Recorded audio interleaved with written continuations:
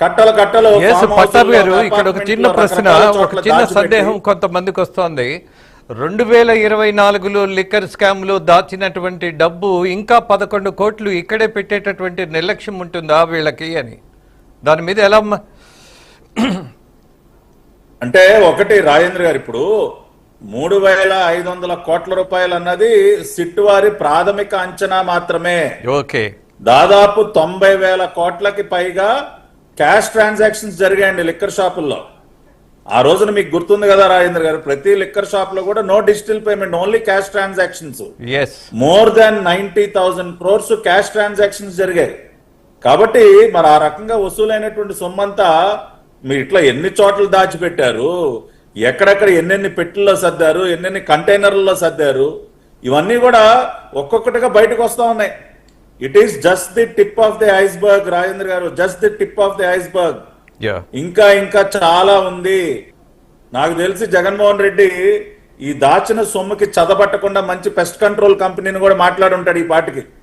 Sit వారు ఆ కోణంలో కూడా దర్యాప్తు చేయొచ్చు. Tadepalli palace pest control A కంపెనీకి ఇచ్చింది, వాళ్ళని ఎక్కడెక్కడ పెస్ట్ కంట్రోల్ చేయమంది. ఎందుకంటే పెట్టెలు డబ్బులు ఎక్కడ పడితే అక్కడ పాతి పెడితే చదలు కూడా పడతాయి కదా రాజేంద్ర గారు. కాబట్టి సిట్టు వారు ఆ కోణంలో కూడా దర్యాప్తు చేస్తే వీళ్ళు ఏ గోడౌన్ లో ఏ ఫామ్ హౌస్ లో పెస్ట్ కంట్రోల్ చేయిస్తున్నారో ఆ ఇన్ఫర్మేషన్ అయితే ఇంకా చాలా డెన్నులు బయటపడతాయి.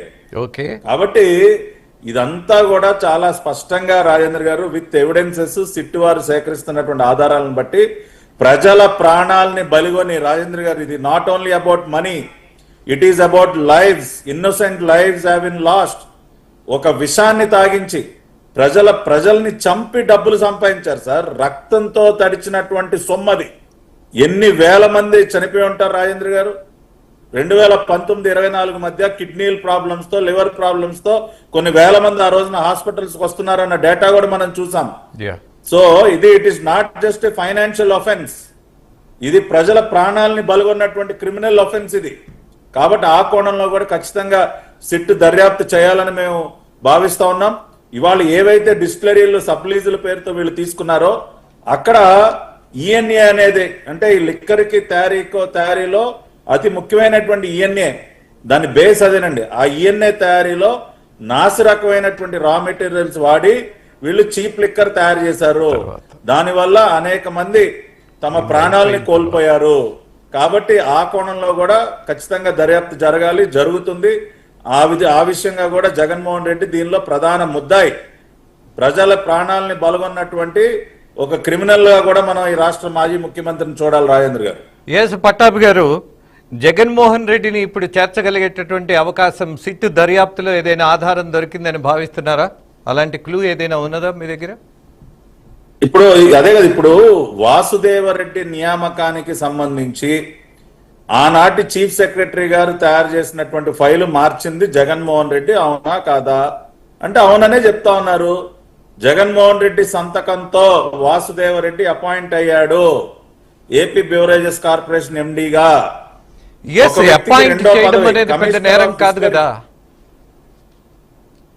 అంటే ఇది ఒక స్కామ్ లో భాగంగా, ఒక స్కీమ్ లో భాగంగా తీసుకొచ్చి పెట్టారు కదా రాజేంద్ర గారు.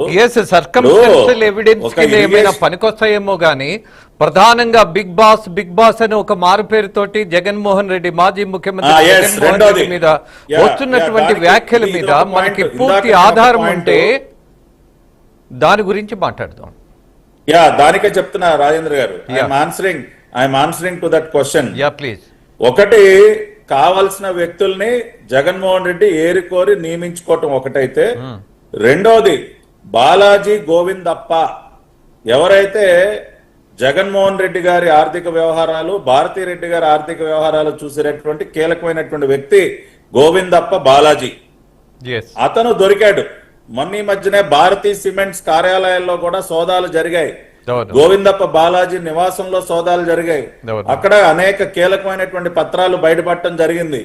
ఈ దోచుకున్న సొమ్ముని రకరకాల మార్గాల్లో జగన్మోహన్ రెడ్డికి కానీ, జగన్మోహన్ రెడ్డికి సంబంధించినటువంటి కంపెనీలకు కానీ ఏ రకంగా తరలించారో గతంలో మనం పిట్ ప్రోకో చూసాం కదా రాజేంద్ర గారు. తండ్రి ముఖ్యమంత్రిగా ఉన్నప్పుడు రకరకాల మార్గాల్లో డబ్బులు దోచుకుని రకరకాల సూట్ కేస్ కంపెనీలు, షెల్ కంపెనీల ద్వారా మళ్ళీ తన కంపెనీల్లోకి, అది ఇందిరా టెలివిజన్ గానీ, భారతీయ సిమెంట్స్ గానీ, రకరకాల కంపెనీల్లోకి ఆ అవినీతి సొమ్ముని మళ్ళీ ఎలా రీరూట్ చేశాడో, ఎలా తరలించాడో మనం గతంలో చూసాం. ఇప్పుడు కూడా లిక్కర్ లో దోచుకున్నటువంటి సొమ్మును కూడా రకరకాల హవాలా మార్గాల ద్వారా, సూట్ కేస్ కంపెనీల ద్వారా ఇవాళ దాదాపుగా 5 పాశ్చాత్య దేశాలలో, నెదర్లాండ్స్ కానీ, యునైటెడ్ అరబ్ ఎమిరేట్స్ కానీ, థాయిలాండ్ కానీ, ఇటువంటి అనేక దేశాలలో వీళ్ళు అనేక కంపెనీలు పెట్టారని చెప్పి సిట్ దర్యాప్తులో తేలింది.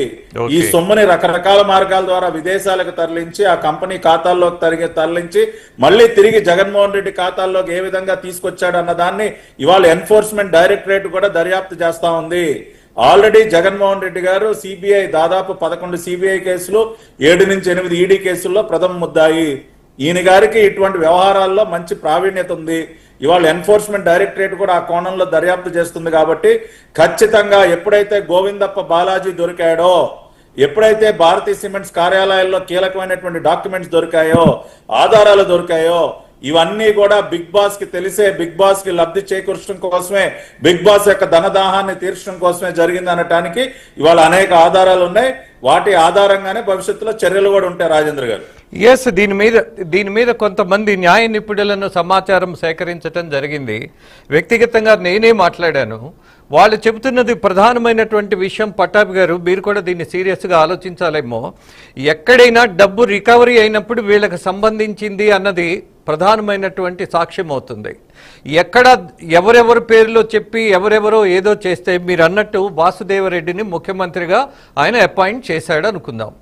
ఆయన స్వయాన అవినీతికే పాల్పడితే ముఖ్యమంత్రి అపాయింట్ చేశాడు కాబట్టి ముఖ్యమంత్రికి మనం అటాచ్ చేయలేము కదా, వాదనలో వినిపించవచ్చు. కానీ కోర్టు సాక్ష్యాధారాలు దీన్ని నిలబడతాయా? బికాజ్ మరొక ప్రశ్న కూడా అడుగుతాను. ఇవాళ జగన్మోహన్ రెడ్డి అన్నటువంటి నాయకుడు ముఖ్యమంత్రి కాబోయే ముందు 16 నెలలు జైల్లో ఉన్నప్పుడు ఆ జైల్లో ఎందుకున్నారు? ఆయన మీద సిబిఐ అండ్ ఈడీ పెట్టినటువంటి కేసుల్లో నువ్వు దోచేశావు, ఇన్ని కోట్లు దోచేశావు, కిట్ ప్రో చేశావు అన్నది 12 సంవత్సరాలు దాటుతోంది. కానీ ఇంతవరకు ఆ కేసు తేల్లా.